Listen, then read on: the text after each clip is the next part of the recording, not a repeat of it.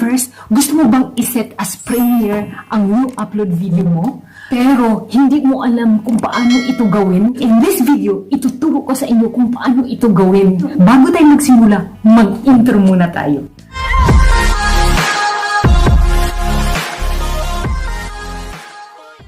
Open lang ang Chrome.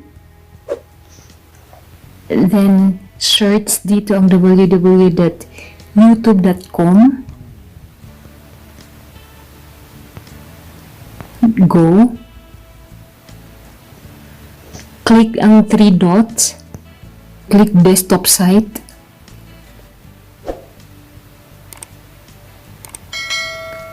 So, dito na tayo sa home page.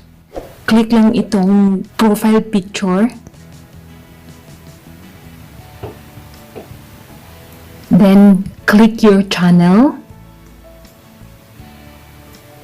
Click customize channel. Dito sa left side, sa baba ng profile picture ko, dito sa may mga icon, and i-click lang itong video content icon.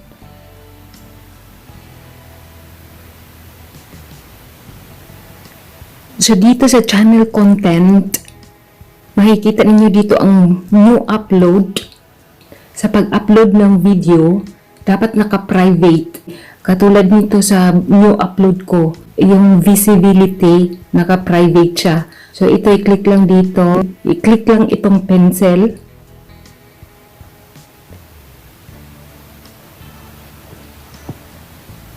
Dito sa video details, dapat may title. Katulad nito sa ginawa ko. Dito sa description, ilagay niyo na lahat ng kung anong nilalaman ng yung video. Dito lahat makikita sa description. So, scroll up lang. Dapat may thumbnail din ang inyong new upload for premiere.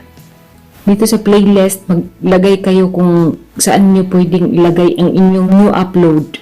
Sa akin, since na tutorials, ayan. And then, i-click lang itong done. Then, scroll up. Then, dito makikita ninyo ang yes, it's made for kids or no, it's not made for kids. Click lang itong show more. Of course, lagyan nyo rin ng tags. Yan na yung mga example na ginawa ko. And pwede nyo i-check yan. It's all about your video details. Dito sa right side, makikita ninyo ang new upload na video ninyo. So, try ko tong i-play. Dito sa visibility, naka-private. Itong arrow, down click lang yan. I-set natin ito for premiere. Click schedule. Select kayo kung anong date. So, mamili lang kayo kung anong date. Send sa akin para to bukas.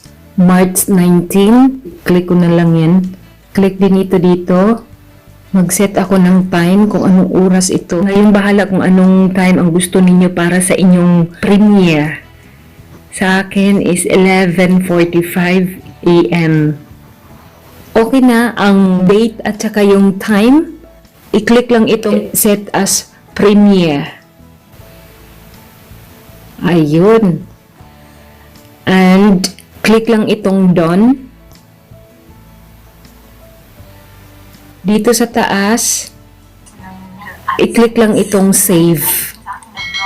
Pwede palang i-edit yung Google AdSense. Kung may mali ka doon. I-check na natin. Ang visibility naka-premiere na siya. Nakikita ninyo, restriction none. Then, dito pwede na rin kayo maglagay ng end screen and cards. So, ngayon, balik tayo sa screen. Back to screen. Then, open lang itong YouTube application. I-check natin dito. I-click lang itong profile picture. Click itong your channel para i-check natin yung video kung naka-premiere na ba. Kita niyo dito sa homepage ng aking channel, lahat ng na-upload ko na videos, naka-public na yan. So, ito sa pinakauna, nakita ninyo upcoming premiere yan. Ayan, tignan ninyo. nakalagay na siya premieres in 34 hours.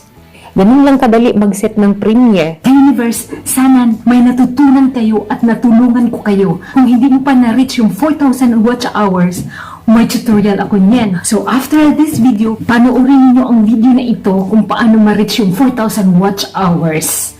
Please don't forget to subscribe and hit the bell button para ma-notify kayo sa lahat ng new upload video ko. Thank you for watching. God bless and see you in my next video. Bye!